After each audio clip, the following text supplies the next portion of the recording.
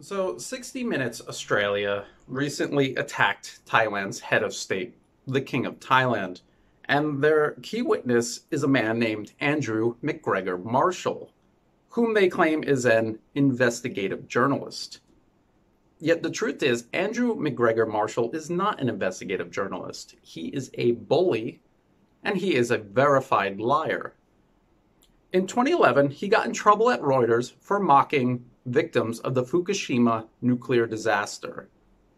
He has made fun of handicapped people. This was an actual tweet made by Andrew Marshall that even his own fan club was shocked and sickened by, and I think it just speaks for itself about who Andrew Marshall really is.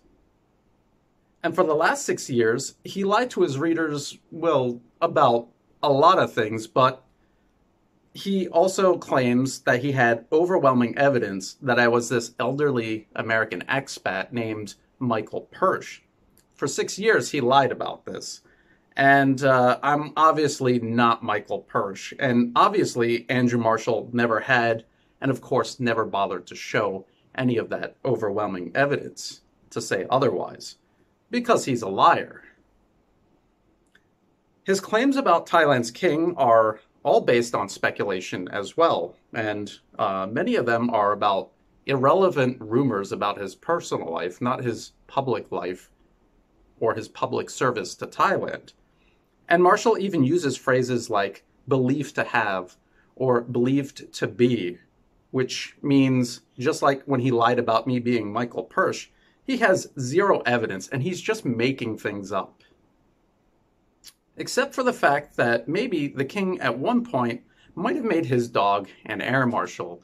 But then again, the Russian Navy regularly recruits cats into their navy, and even the United States Marine Corps recruits British bulldogs into their ranks. And there was actually one named Chesty who outranked me when I was a US Marine. So that's what Andrew Marshall does. He lies. And he also twists anything he can find, no matter how ordinary or harmless, to make it sound as bad as possible, because that is what manipulative liars do. So 60 Minutes Australia presented him as some sort of expert or legitimate journalist, and he's neither. And if 60 Minutes Australia were actually legitimate journalists themselves, they would have known about Andrew Marshall's background, and they never would have contacted him in the first place.